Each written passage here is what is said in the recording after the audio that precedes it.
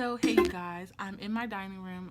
The video right before this, I'm in the same spot because I'm recording them back to back. That was really cool actually. That was low key cool. Right? Wasn't that cool? No.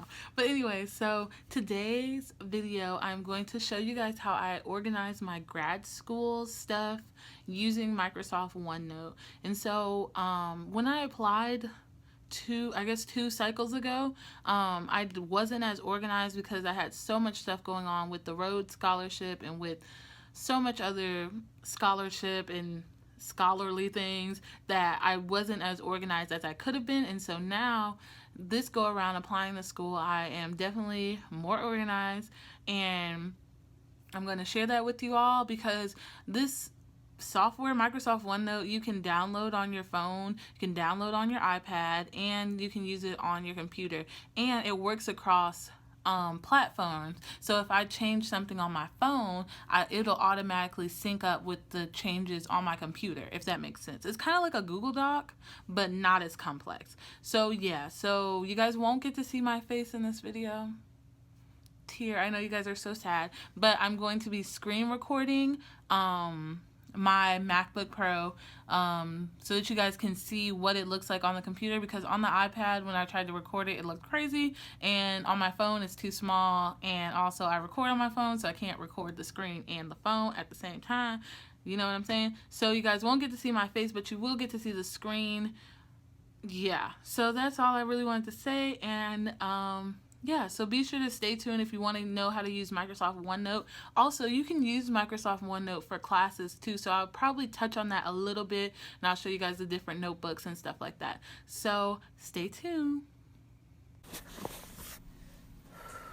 Okay, you guys, this is what my screen looks like as soon as I open OneNote on my computer. I normally use OneNote on my MacBook and my iPad.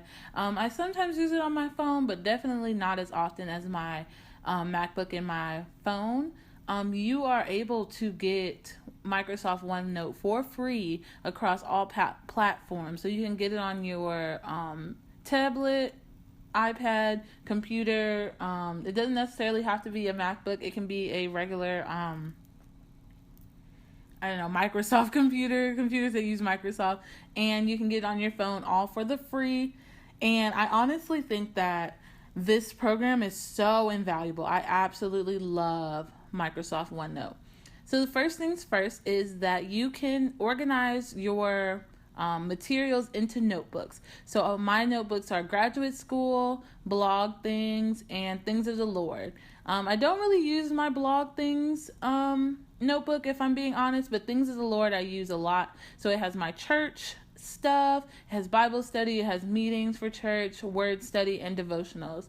And so the one we want to focus on today is the graduate school tab, or notebook, if you will. And so each notebook is divided into tabs. So if you were doing this for a class, you would divide this part, the tabs, into your classes. So say you had like math, science, social studies, and language arts. Those would be your tabs. So because this is for graduate school, my tabs are a little different. So my tabs are 2018 application season, schools, correspondence, and the complete guide to grad school book. This is probably the main section I work in, besides the school section. So at this page, as you can see, each tab is separated into pages right here. And so if you were doing this for school, you could separate your notes into like topics. So you could say January 1st was like quadratic equations, parabolas, whatever you want to separate your pages into. So my first page is a to-do list. I cannot function without a to-do list, like at all. So I've only marked off one thing because I've only done one thing. I've kind of edited my personal statement, but not all the way. So with OneNote, you are allowed, they give you these sort of icons you can use. So to-do list, which is the one I have here. Definitions, if you're taking notes.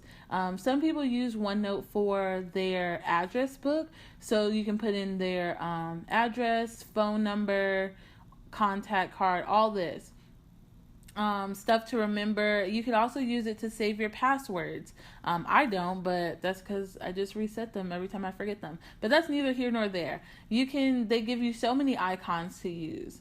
So then once you're done with something, you just click it, check it, you're done. But I'm not done with that, so I gotta leave it unchecked. So the next page is the list of schools.